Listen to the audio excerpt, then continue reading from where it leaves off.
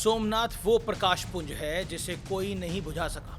सोमनाथ वो आधार शक्ति है जिसके सामने कोई नहीं जीत सका। सोमनाथ श्रद्धा का वो केंद्र है जिसने भारत को भारत बनते हुए अनादि काल से देखा। सौराष्ट्रे सोमनाथ च श्रीशैले मल्लिकार्जुन। यह स्तोत्र भोलेनाथ के 12 ज्योतिर्लिंगों के बारे में बताता है। इसकी पहली पंक्ति में पहले ज्योतिर्लिंग यानी श्री सोमनाथ जी का जिक्र है। यह इस बात का गवाह है, आधार है कि देवों के देव महादेव के 12 ज्योतिर्लिंगों में से सबसे पहला ज्योतिर्लिंग श्री सोमनाथ धाम है। सोमनाथ का जिक्र शिव महापुराण, स्कंद पुराण, भागवत पुराण, महाभारत और आज की सियासत में जरूर मिल जाता है। और सियासत की वजह से ही आज सोमनाथ मंदिर एक बार फिर चर्चा में आ गया है। वो सियासत जिसके केंद्र में देश के मौजूदा प्रधानमंत्री नरेंद्र मोदी है। देश के पहले प्रधानमंत्री, कांग्रेस के बड़े नेताओं में से एक पंडित जवाहरलाल नेहरू है। अफगानिस्तान के लुटेरे महमूद गजनवी। सबसे पहले क्रोनोलॉजी को समझिए, फिर प्रधानमंत्री मोदी के दावे और उन दावों की सच्चाई में मैं आपको बताऊंगा। तो कहानी शुरू ऐसे होती है। 725 से 1815 ईस्वी के दौर था जब अरब गवर्नर अल जुनायद ने हमला कर मंदिर को नुकसान पहुंचाया था, श्री सोमनाथ मंदिर को। लेकिन 1026 ईस्वी का साल सोमनाथ मंदिर पर पहले हमले का प्रमुख साल माना जाता है, क्योंकि उस साल जनवरी के महीने में अफगानिस्तान से आए महमूद गजनवी ने मंदिर पर जैसा हमला किया, उसके बाद बहुत लाजमी था कि वहां वक्त बीतने के साथ खंडहरी बचता। क्योंकि गजनी ने सिर्फ मंदिर को लूटा नहीं, ज्योतिर्लिंग को भी तोड़ा, यानी महादेव के ज्योतिर्लिंग को, और हजारों लोगों की हत्या तक करवा डाली। गजनी के बाद 1299 ईस्वी में सोमनाथ मंदिर पर अलाउद्दीन खिलजी का हमला किया। उस दौर में मंदिर को फिर तोड़ा जाता है, लूटा जाता है। इसके बाद 1395 में दिल्ली सल्तनत के गुजरात गवर्नर जफर खान ने मंदिर को फिर तोड़ा। 1451 में गुजरात के सुल्तान महमूद बगेड़ा ने मंदिर को फिर तोड़ा। 1706 में औरंगजेब के आदेश पर सोमनाथ मंदिर पर इतिहास का सबसे विभत्स हमला हुआ था, यानी सबसे बड़ा हमला हुआ था। औरंगजेब ने मंदिर को बहुत नुकसान पहुंचाया था। सोमनाथ मंदिर को हर बार मलबे में तब्दील करने की पूरी कोशिश हुई। हर बार भगवान शिव का प्रथम ज्योतिर्लिंग खंडर से फिर उठा, खड़ा हुआ और शिवालय बन गया। सोमनाथ मंदिर पर पहले बड़े हमले को 2026 में 1000 साल पूरे हो रहे हैं। क्रोनोलॉजी का दूसरा पॉइंट यह है कि प्रधानमंत्री मोदी ने विस्तार से सोमनाथ मंदिर, उसके विध्वंस, जीर्णोद्धार पर अपने दिल की बात, अपने मन की बात को रखा है।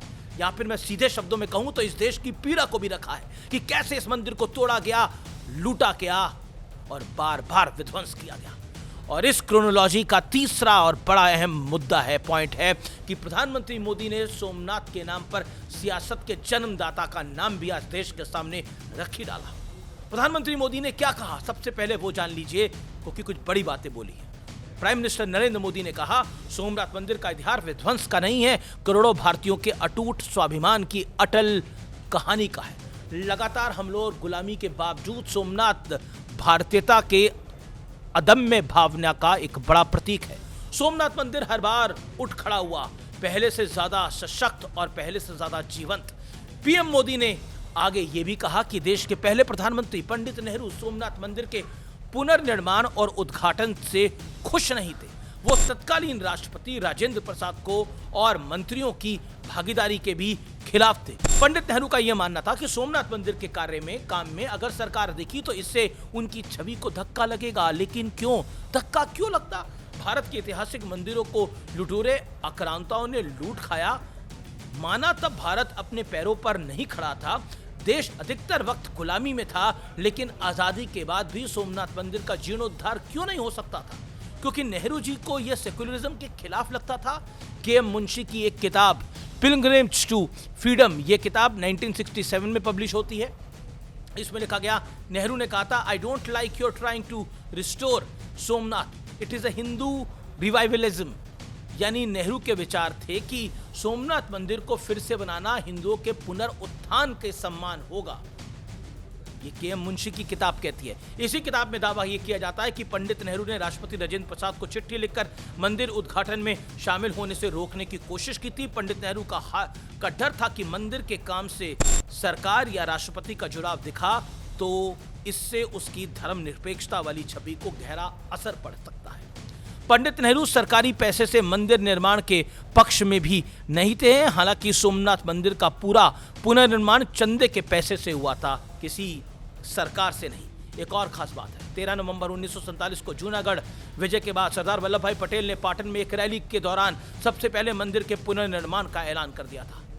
15 दिसंबर 1950 को सरदार पटेल की मृत्यु के बाद के.एम. मुंशी, जिनकी किताब में से मैं ये सारे तथ्य आप तक इस समय पहुंचा रहा हूं, उन्होंने सरदार पटेल के अधूरे काम को पूरा किया था।